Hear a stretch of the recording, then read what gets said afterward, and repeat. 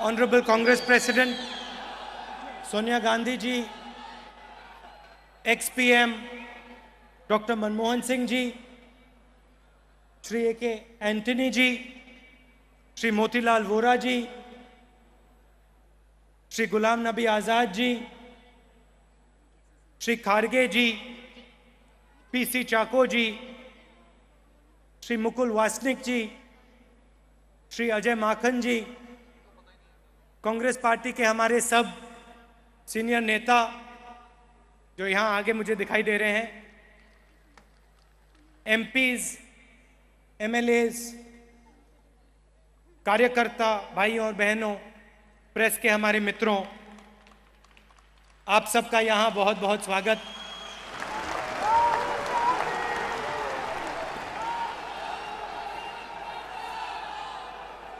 Congress party के लिए और हम सब के लिए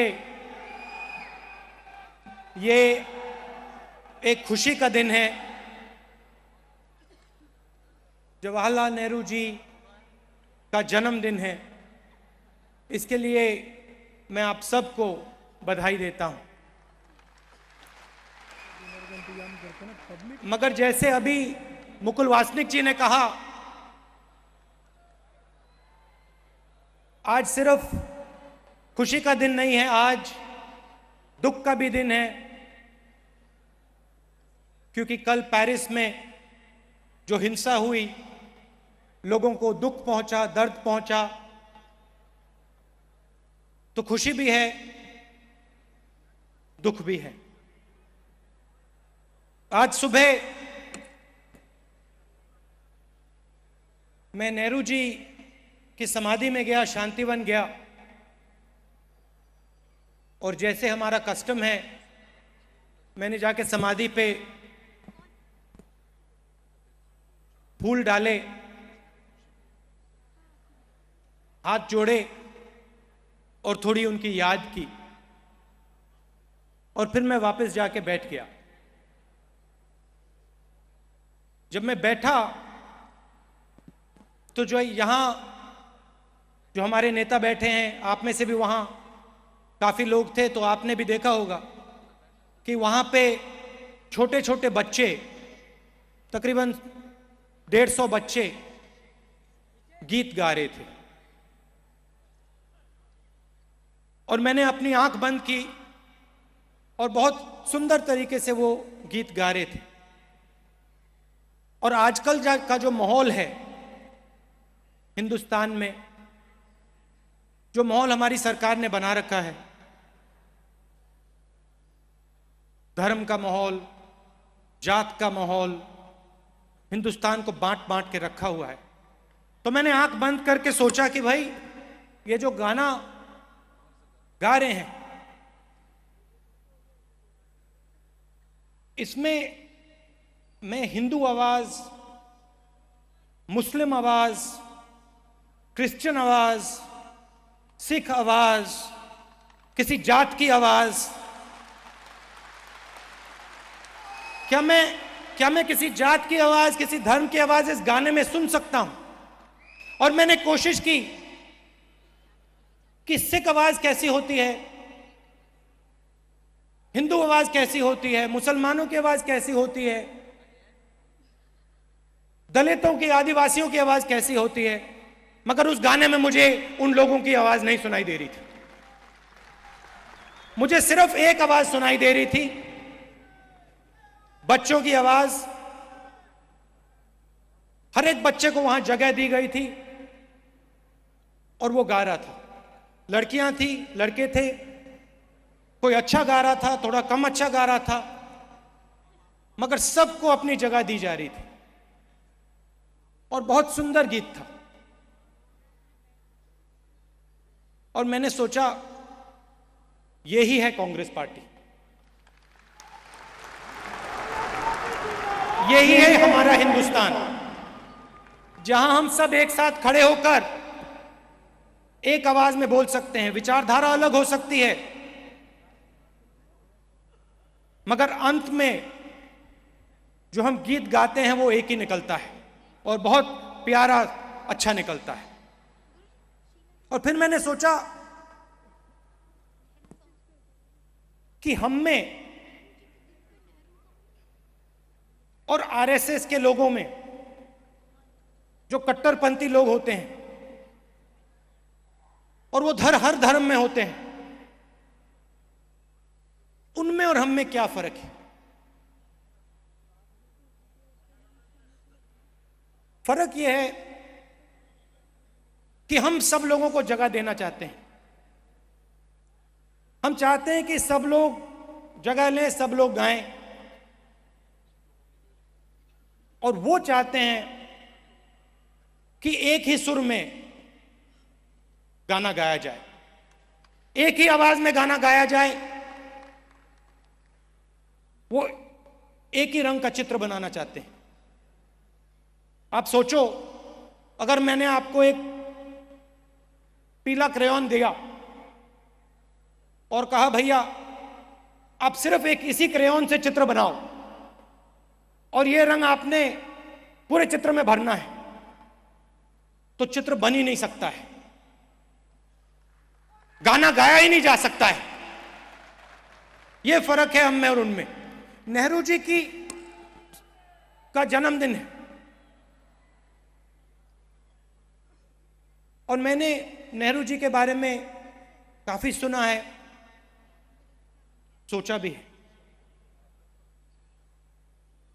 लोग कहते हैं कि नेहरू जी डेमोक्रेटिक थे, नेहरू जी सेक्युलर थे, नेहरू जी मॉडर्न थिंकिंग के व्यक्ति थे। मगर अगर आप इसके बारे में सोचेंगे, अगर आप नींव में जाएंगे, तो नेहरू जी सवाल पूछते थे। जब भी उनको कुछ दिखाई देता था, कुछ उनसे कहा जाता था, एकदम वो सवाल पूछते थे। और आजकल मेरी आपसे मीटिंग होती है, आप आते हो और बातचीत चलती है, चर्चा चलती है, कोई कुछ कहता है, कोई कुछ और कहता है। कांग्रेस पार्टी का मतलब और एक प्रकार से हिंदुस्तान का मतलब उस बातचीत में सबको शामिल करना है, सब लोगों की सुनना है, और फिर उसके बाद जवाब निकालना। तो नेहरू जी का जो एक्सपीरियंस था, 50-60 साल का पॉलिटिकल एक्सपीरियंस था, वो यही था। हमारे देश के साथ उन्होंने एक प्रकार से कॉन्वर्सेशन शुरू किया, बातचीत शुरू की, और जो देश अपने बारे में और बाकी दुनिया के बारे में सवाल नहीं पूछता था, जो देश छोटे छोटे गांव में रहता था, कोई बाहर नहीं जाता था, आस्ते आस्ते उस देश ने अपने बारे में और दुनिया के बारे में सवाल पूछना शुरू किया। कुछ साल पहले मैं यूरोप में था और वहां पे एक टेक्निकल सेंटर था। मैं टेक्निकल सेंटर में गया, ऑटोमोबाइल्स को वो डिजाइन करते थे, वहां पे 6-7 लड़के बैठे थे, काम कर रहे थे। तो मैंने उनसे पूछा, आपको घबराहट किस बात की होती है? यूरोपियन लड़के थे, इंग्लैंड के थे, जर्मनी के थे, फ्रांस इटली के थे। मैंने उनसे पूछा, आपको घबराहट किस बात की होती है? वो कहते हैं, वहां पे चाइना का एक लड़का था, हिंदुस्तान का भी एक लड़का था, उन्होंने उसकी ओर हाथ उठाया, कहा देखिए राहुल, हम 8 घंटा काम करना चाहते हैं, हम अच्छा खाना खाना चाहते हैं, मगर ये दो जो लड़के हैं, इनको 8 घंटे से कुछ लेना देना नहीं, ये 16 घंटे 18 घंटे काम करते हैं।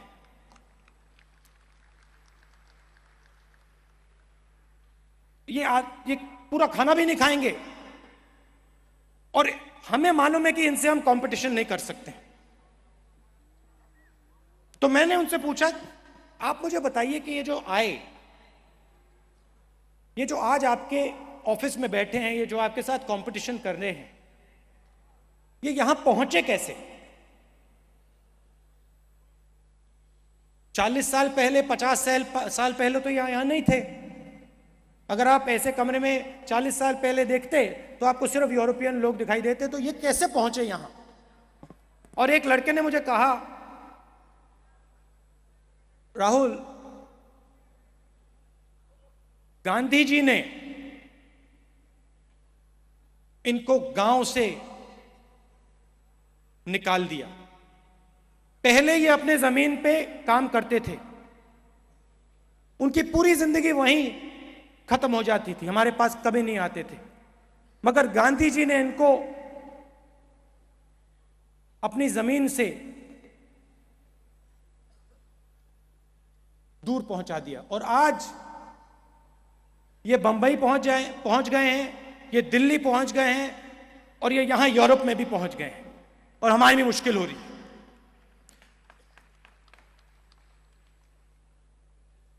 तो ये बदलाव, ये जो हिंदुस्तान में ट्रांजिशन हो रहा है, जो पहले हम सब गांव में रहते थे, हम इतने सवाल नहीं पूछते थे, ये बदलाव कांग्रेस पार्टी, नेहरू जी, गांधी जी, अंबेडकर जी, पटेल जी, ये लोग लाए।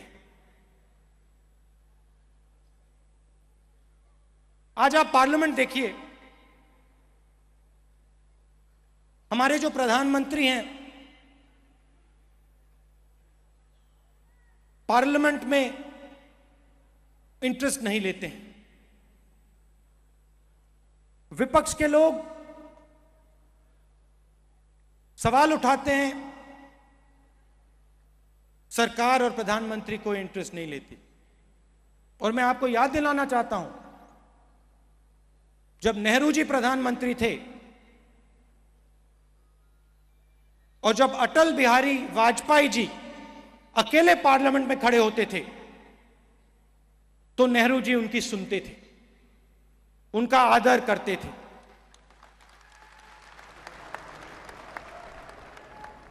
क्योंकि नेहरू जी को मालूम था कि विपक्ष में भी कुछ समझ है, विपक्ष में भी कुछ एक्सपीरियंस है, और सबको एक साथ शामिल करके आगे बढ़ना चाहिए। आज इंटॉलरेंस की बात हो रही है। हरियाणा में दलित बच्चों को जलाया जाता है, दादरी में किसी को धर्म के कारण मारा जाता है। इससे हिंदुस्तान को फायदा नहीं होने वाला है।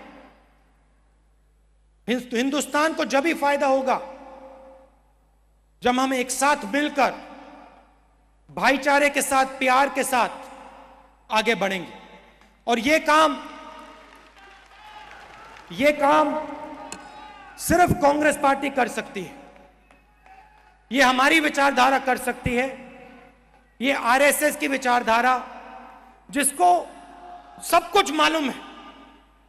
अगर आप आरएसएस के लोगों से पूछें, या बीजेपी के लोगों से पूछें, या नरेंद्र मोदी जी से पूछें,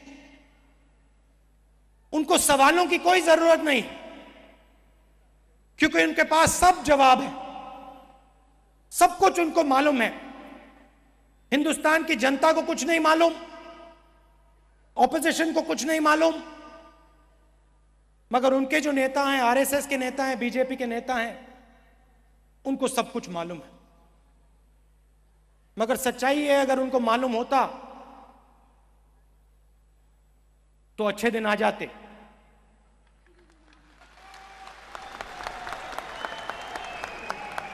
और आज हिंदुस्तान की जनता देख रही है और कह रही है कि अच्छे दिन नहीं आए, एक धर्म को दूसरे धर्म से लड़ाया जा रहा है, छोटे बच्चों को जलाया जा रहा है, और हमारे प्रधानमंत्री इसके बारे में कुछ नहीं कह रहे हैं। इंग्लैंड में जाके कहते हैं हिंदुस्तान बहुत टॉलरेंट देश है,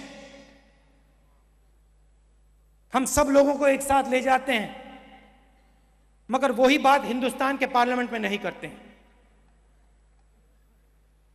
कांग्रेस पार्टी का काम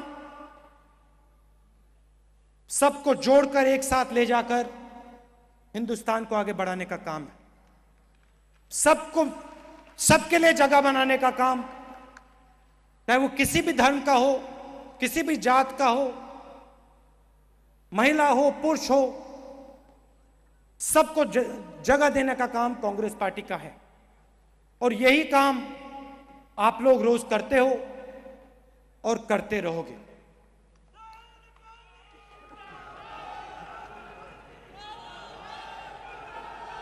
अच्छा, मैंने आपको नेहरू जी की जन्मदिन की बधाई दी और बिहार की भी मैं आपको बधाई दे देता हूं।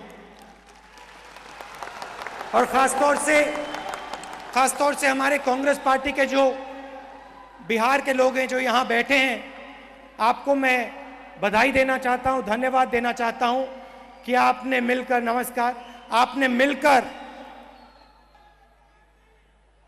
नीतीश जी और लालू जी के साथ मिलकर आपने आरएसएस की सोच को, बीजेपी की सोच को जबरदस्त टक्कर दी और यही काम हम बाकी देश में करने वाले हैं। आप सबका बहुत बहुत धन्यवाद। जय हिंद।